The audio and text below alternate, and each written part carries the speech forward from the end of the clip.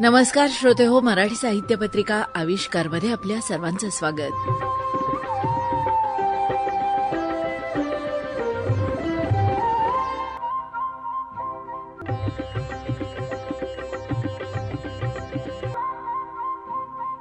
आज आविष्कारमध्ये आपण ऐकणार आहोत सुप्रसिद्ध कवी नारायण सुर्वे यांच्या जन्मशताब्दी वर्षाच्या अनुषंगानं विशेष कार्यक्रम कवितेत ब्रह्म शोधणारा कवी नारायण सुर्वे.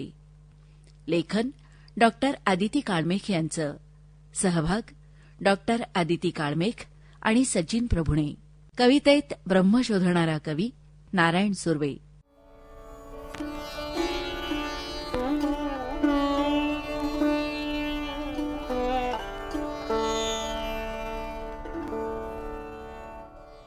कमीत कमी शब्दांमध्ये भावोत्कटता, प्रतिभेची उत्तुंग झेप, अर्थवाही शब्द, नाद आणि लय यांचा नेमका मिलाफ, सौंदर्यात्मक भाषा, कलात्मकता आणि तरीही वास्तवाचं खरंखुरं दर्शन, हे सारे गुण ज्या कवितेमध्ये असतात ती कविता स्वतःपुरती कशी राहू शकते?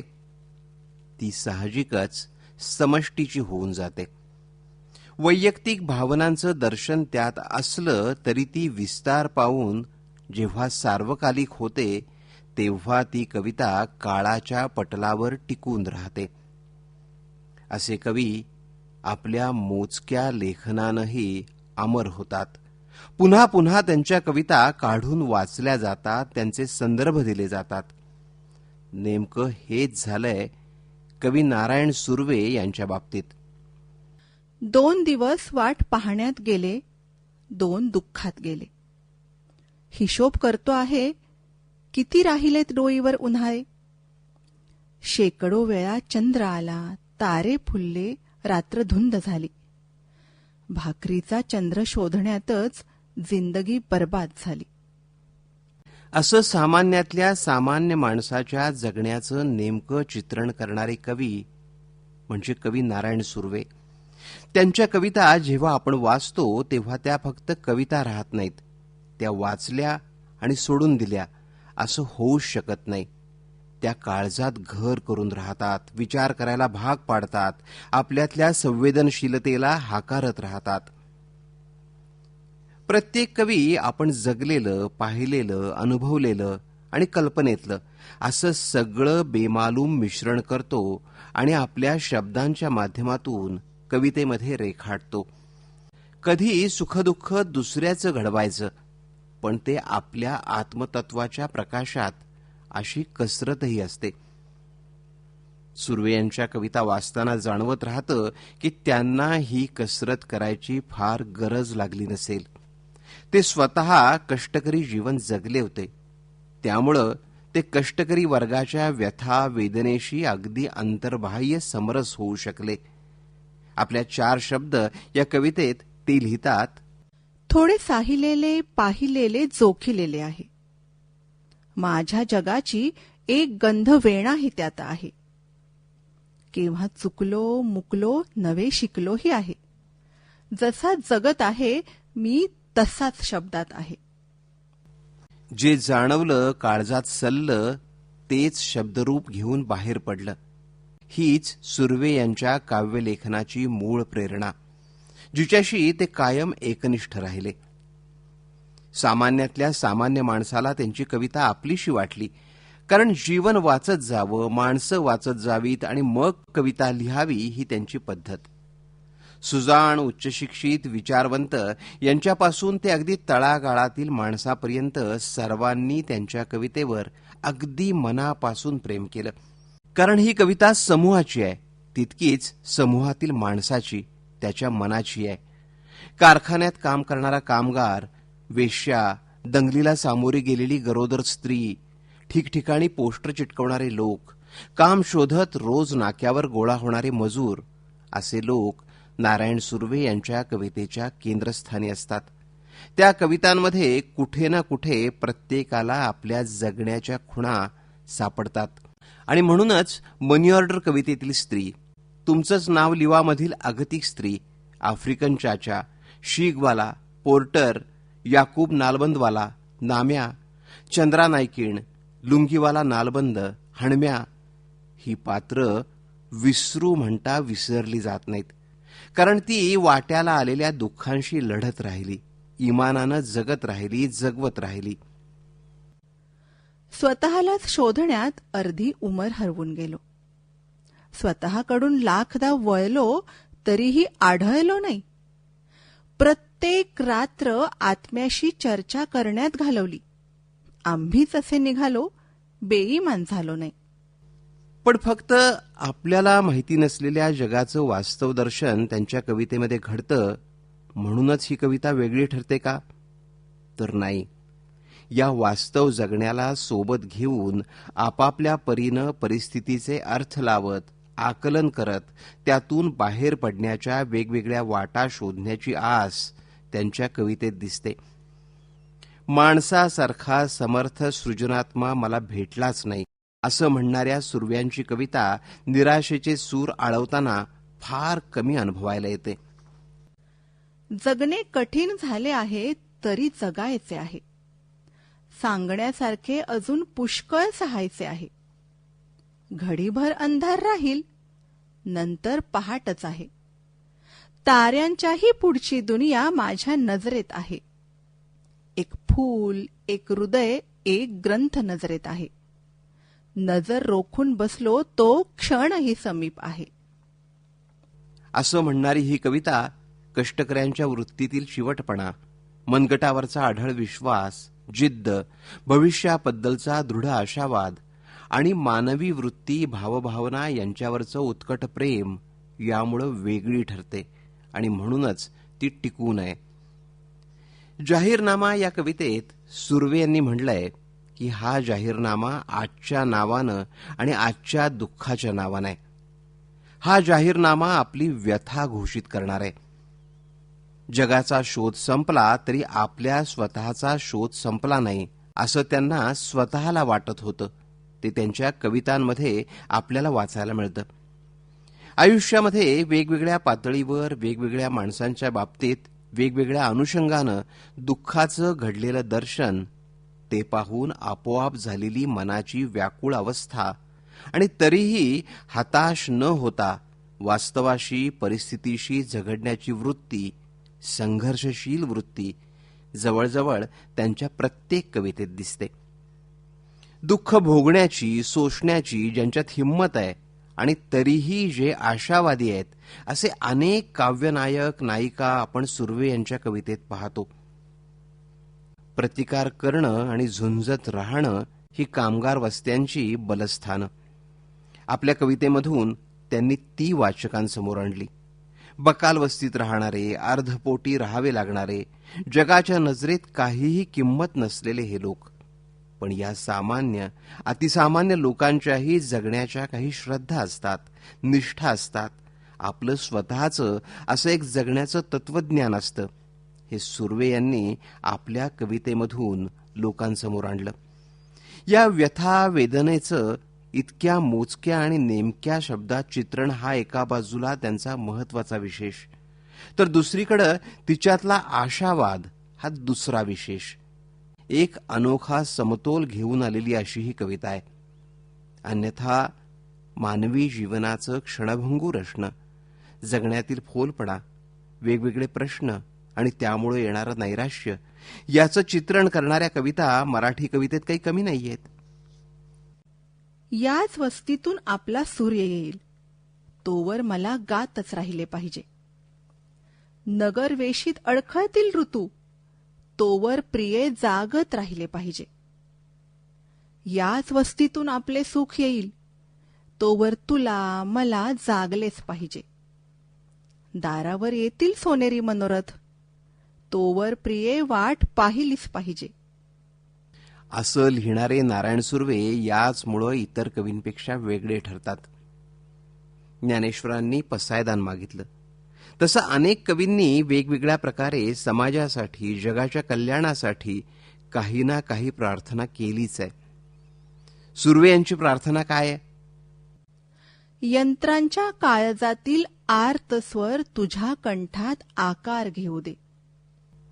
म्हणजे माझं दुःख आहे ते मनाला व्याकुळ करताय, पण ते इतकं व्यापक होऊ दे की त्यामध्ये कामगार जगातील सर्व आर्तता सामावली जाईल. इथं सुर्वे वेगळे ठरतात.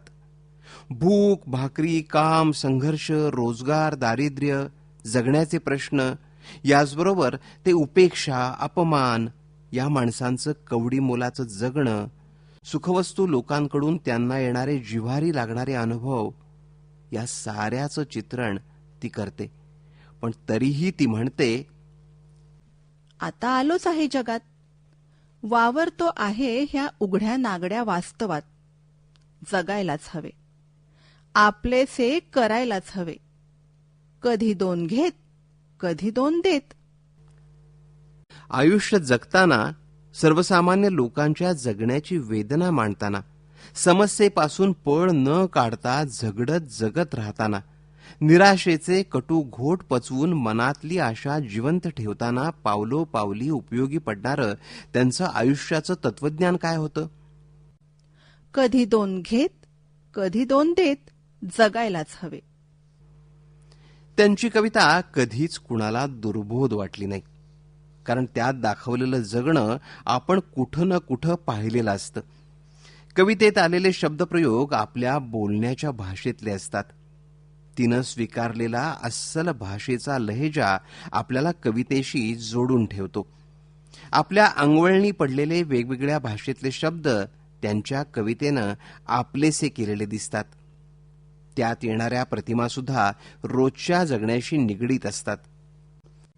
कळू लागले तेव्हापासूनच डबा घेऊन साच्यावर गेलो.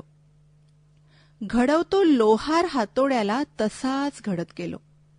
शिकलो तार कशी लावावी, बाबीण कशी भरावी धोट्यात. वेळ आली तर हक्कासाठी केव्हा करावी आऱ्या खात्यात. आता असं लिहिणाऱ्या या कवीचं जीवन परिस्थिती घडवत होती. अवघी दुनिया त्यांच्यासाठी विद्यापीठ होती. माणसामध्येच त्यांनी चांगुलपणा शोधला, त्याच्यातच त्यांना देव दिसला. त्यामुळं पोथ्या पुराणात आदर्श शोधायची गरज त्यांना पडलीच नाही. कम्युनिस्ट चळवळ, 1942चं आंदोलन, स्वातंत्र्य चळवळ, खलाशांचा उठाव, गिरणी कामगारांची चळवळ, यांचा आपल्या आयुष्यावर, विचारावर असलेला प्रभाव सुर्वे यांनी कधीच नाकारला नाही. मार्क्स, लेनिन, नेहरू हे त्यांच्या कवितेत सुद्धा आले. कम्युनिस्ट विचारसरणीचे कवी असा शिक्का जरी सुर्वे यांच्यावर बसला असला तरी त्यांच्या कविता प्रचारकीय नाहीत, साचेबंद नाहीत. तशाच त्या रखरखीत, कोरड्या सुद्धा नाहीत. आधीचे नव्हतेच काही, आता आई देखील नाही. यासारख्या कवितेत आईबद्दलच्या त्यांच्या कोमल भावना आपल्याला दिसतात. काही कवितांमध्ये अगदी निसर्ग सुद्धा डोकावताना दिसतो. उदाहरणार्थ ही कविता बघा. माझ्या मायदेशी यावेत सर्वांनी, फुगड्या घालाव्या फुला तारकांनी.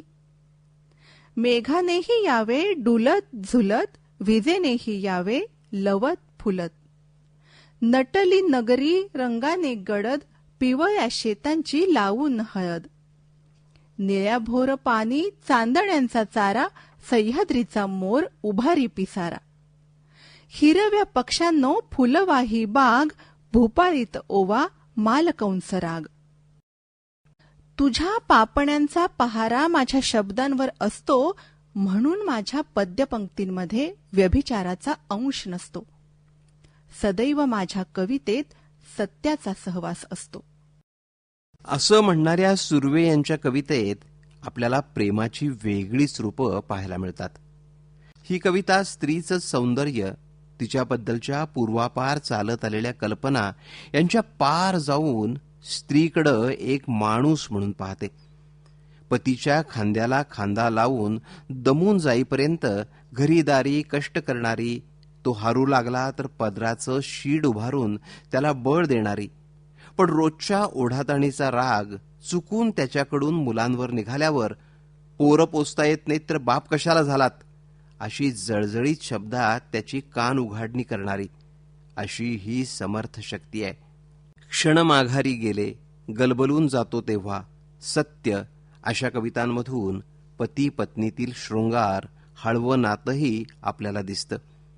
तिच्या कष्टाची त्यांना असलेली जाणीव, येतेच दमून, थांब, पुरेकर या कवितांमधून आपल्यासमोर येते. एका प्रगल्भ समंजस प्रेमाच्या या दर्शनानं आपण भारावून जातो. तेवढ्यात तेव्हा एक कर ही कविता आपल्यासमोर येते. जेव्हा मी या अस्तित्वाच्या पोकळीत नसेन तेव्हा एक कर. तू निशंक मनाने डोळे पुस.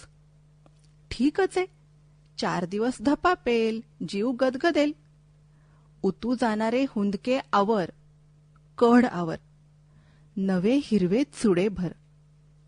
उगीचच चिरवेदनेच्या नादी लागू नको. खुशाल खुशाल तुला आवडेल असे एक नवे घर कर. मला स्मरून कर, हवे तर मला विस्मरून कर. एकमेकांवर नितांत प्रेम असणाऱ्या या जोडप्यातील त्याला आपल्यानंतर सुद्धा तिची किती काळजी आहे. प्रेमाचं हे उदात्त मानवीय रूप पाहून जणू अक्षरशः डोळे दिपून जातात. घरी दारी राबणारी कामगार स्त्री, शीगवाला या कवितेतील दंगलीतून बचावलेली गरोदर काशीबाई, पोटासाठी देहाचा व्यापार करावा लागणाऱ्या मनी ऑर्डर, तुमचंच नाव लिवा या कवितेच्या नायिका, या अशा कवितांमधून बाईच्या दुःखाचे पदर ते आपल्यासमोर उलगडतात.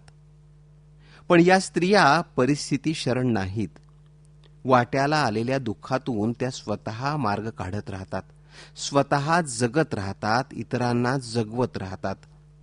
मनी ऑर्डर ही कविता त्या दृष्टीनं आपण आता ऐकूया. संवादातून प्रसंग उलगडत नेण्याचं आणि वाचकाला ते दृश्य स्वतः पाहत असल्याचा अनुभव देण्याचं त्यांचं कौशल्य, त्या दृष्टीनं ही कविता अगदी अभ्यासण्यासारखी आहे. अन हे बघा, असं बिल्ली वा कामी खुस हाय. अंगठा नाकतय, पर म्हणावं गावापेक्षा बरं हाय. ढगावानी माणूस येतो आणि महामूर होतो बघा. पण बबडी डूक धरल्यावानी प्रत्येकाला विचारते, माझ्याकडे येण्याआधी किती जणीकडे गेलता. आव तो पुरुष, बसा म्हणलं बसावं. त्यांच्या बायकांनी दावं का सोडावं हे तुम्हाला सांगते. मोरलिवा मनी ऑर्डर उशिरानं का व्हायना पर जाती. म्हणावं नवी वजरटीक घडवलीये, वाक्या पाठवल्यात इष्णूकडं आणि 10 कमी 50 रुपये बी. त्याचं गंगीला एक पुस्तक घ्या, नाम्याला चरडी. रोजचं 10 पैसे देत जा पोरासनी, म्हणजे पळेल पोरग साळ्याला. डोंगरी शेत माझं मी बेणू किती या कवितेचं गाणं झालं आणि तिनं नारायण सुर्वे यांना प्रचंड लोकप्रियता दिली. व्यापक अर्थ घेऊन आलेल्या ग्रामीण संदर्भाचा नेमका वापर, गाण्याच्या ठेवणीला अगदी अनुरूप शब्द, आत्यंतिक जिव्हाळ्यानं आणि व्याकुळतेनं व्यक्त झालेल्या स्त्रीच्या कष्टमय जीवनाचं दर्शन. कितीही कष्ट केले तरी ना हक्काची भाकर मिळते, ना पुढ्यातले कष्ट संपतात. हे दुर्दैवाचे भोग सच्च्या शब्दात व्यक्त करणारं हे गीत स्त्रीच्या सार्वत्रिक दुःखाचा जणू हा हळवा उद्गार होता. त्यामुळे एखाद्या लोकगीताप्रमाणे ते अगदी सगळ्या स्त्रियांच्या मनात जाऊन बसलं.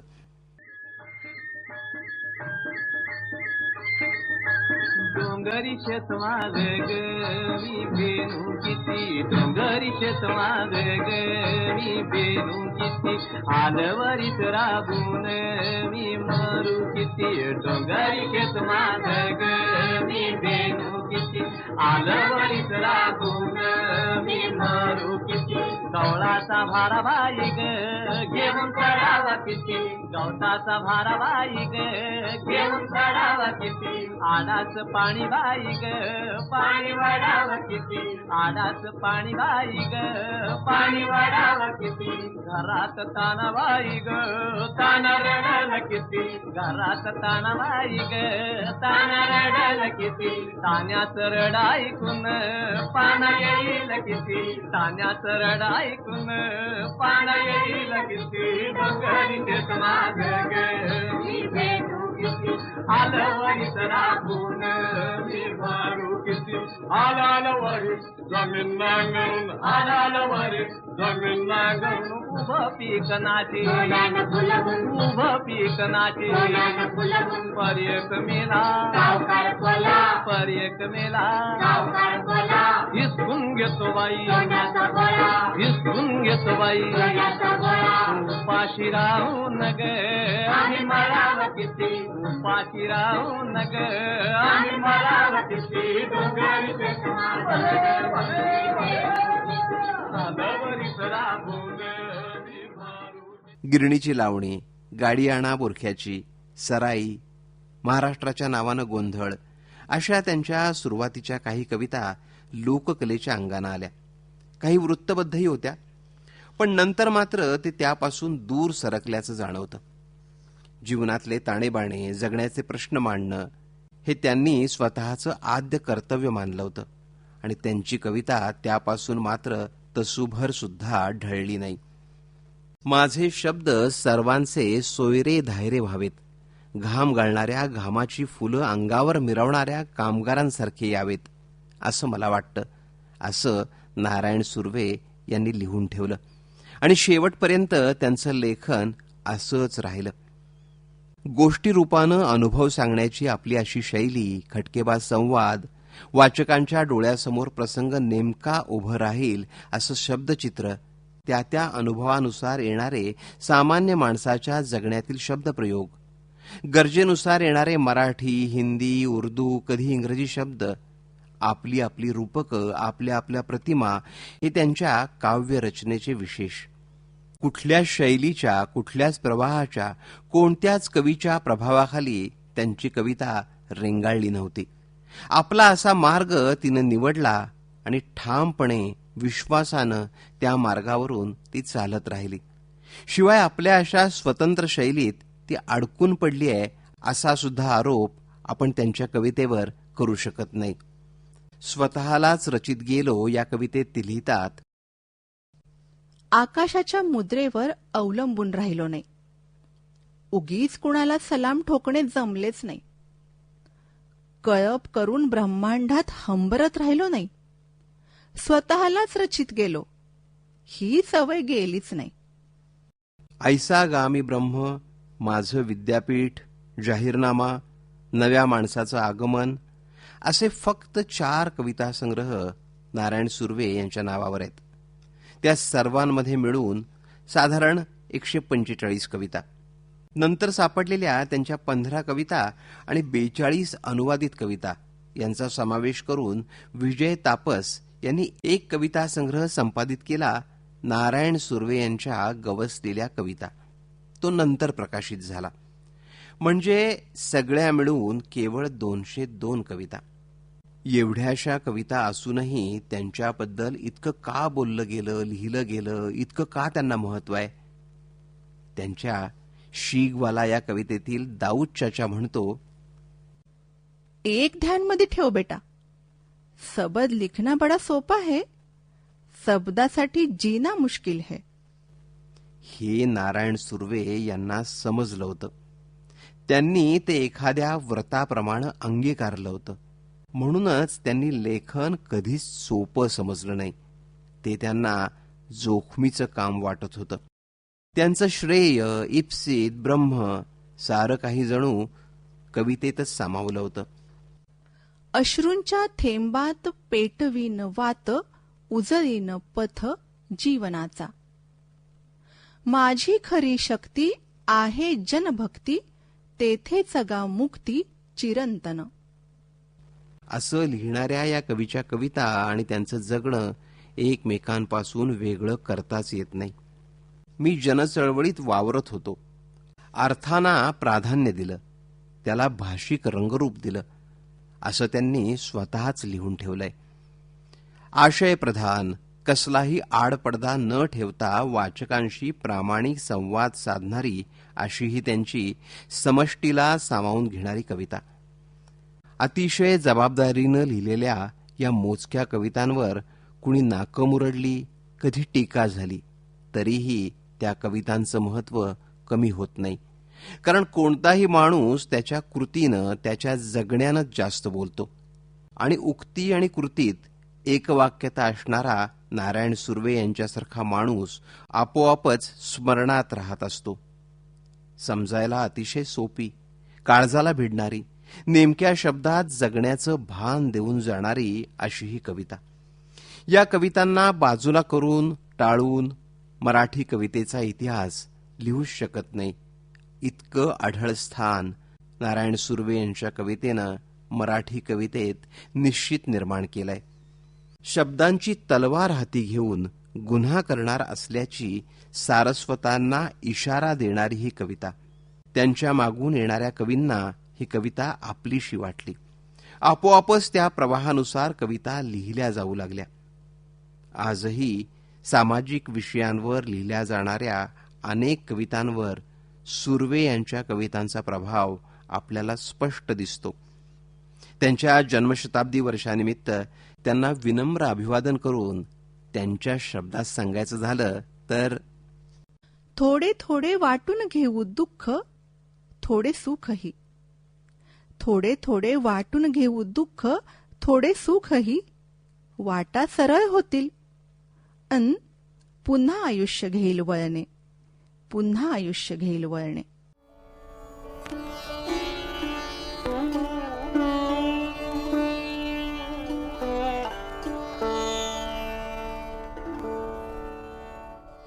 सुप्रसिद्ध कवी नारायण सुर्वे यांच्या जन्मशताब्दी वर्षाच्या अनुषंगानं विशेष कार्यक्रम आत्ताच आपण ऐकलात. कवितेत ब्रह्म शोधणारा कवी नारायण सुर्वे याचं लेखन होतं. डॉक्टर आदिती काळमेघ यांचं. सहभाग डॉक्टर आदिती काळमेघ आणि सचिन प्रभुणे. आजच्या कार्यक्रमात आता इथंच थांबूया. पुन्हा भेट मराठी साहित्य पत्रिका आविष्कारमध्ये येत्या शुक्रवारी सकाळी 9:30 वाजता. नमस्कार.